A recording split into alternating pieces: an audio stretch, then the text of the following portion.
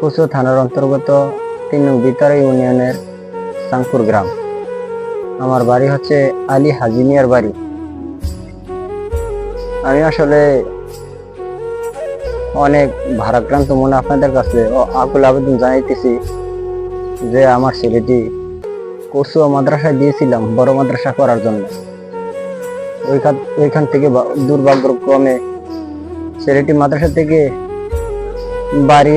বাড়ি ছিল ঘোরাফেরার জন্য।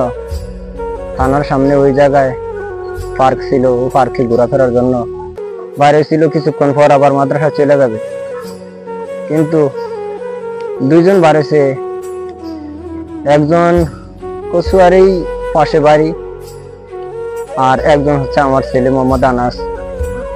তারা দুইজনে বাড়ি ছিল ঘোরাফেরার জন্য, কিন্তু ঘোরাফেরা করতে যেখানে গেছিল ওইখানে পার্ক বন্ধ থাকার কারণে কচুয়া থেকে থানার সামনে থেকে বিশ্ব রোডে গিয়েছিল।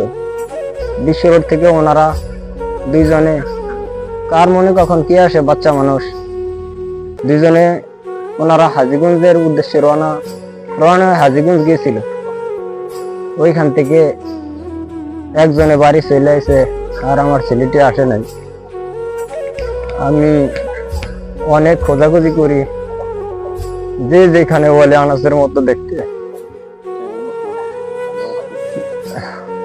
আনাসের বয়স 12 বছর হলেও কিন্তু 10 বছরের মতোই দেখা যায়। তো আনাসকে বিভিন্ন জায়গায় খোঁজাখুঁজির পরে আমি অনেক চেষ্টা করি, যেখানে বলে আনাসের মতো দেখতে কাউকে যদি যেখানে বলে সেখানেই আমি যাই, কিন্তু আনাসকে না পেয়ে দুঃখ ভরা মন নিয়ে ফিরে আসি। পরিবারের সবাই ক্লান্ত, সবাই ভারাক্রান্ত, সবাই কান্নাকাটি করতেছে। তারপরে তো খোঁজা বন্ধ নেই, খুঁজতে আছি। আর ওনার পরনে একটি পায়জামা জাম কালার বা কেউ লাল খয়েরি বলে পায়জামা ছিল, পরনে পাঞ্জাবি ছিল।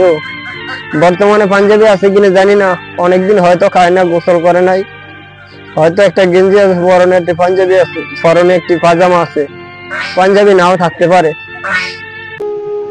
ওই ছবিটি দিয়ে দিলাম, হয়তো না খাওয়ার কারণে, গোসল না করার কারণে গায়ে ময়লা থাকতে পারে, অনেক শুকনো মনে হইতে পারে, পাগলের মতো মনে হইতে পারে। আপনারা যদি কোথাও দেখে থাকেন, কেউ পেয়ে থাকেন, দয়া করে তাকে আমার ঠিকানায় পৌঁছে দিবেন।